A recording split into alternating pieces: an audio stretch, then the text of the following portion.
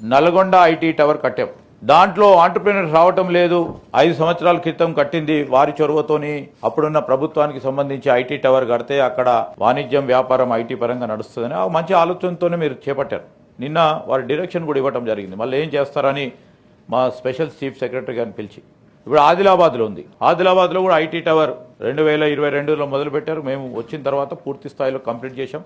రేపో మాపో దాన్ని ఇనాగ్రేషన్ చేయబోతున్నాం అధ్యక్ష. నేను మొన్న ఈ మధ్యలో వరంగల్కి వెళ్ళాను అధ్యక్ష. అంటే 2-3 విషయాలు, ఎందుకంటే పెద్దల సభ ఇది. ఈరోజు అక్కడ ఐటీ పార్క్ ఉంది.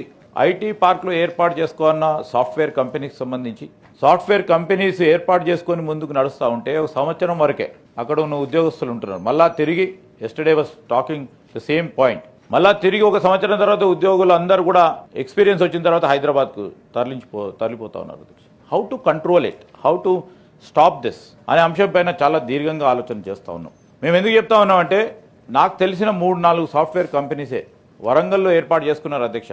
ఎక్కడో అమెరికాలో ఉంటారు, వరంగల్లో ఏర్పాటు చేసుకున్నారు. 1 ఇయర్ తర్వాత ఆ ఎంప్లాయీస్కి ఎక్స్పీరియన్స్ తర్వాత వచ్చి హైదరాబాద్లో మంచి ఆపర్చునిటీస్ వస్తాయి. ఎవరో మంచి ఆపర్చునిటీస్ వస్తే హైదరాబాద్ రావాలనుకుంటారు.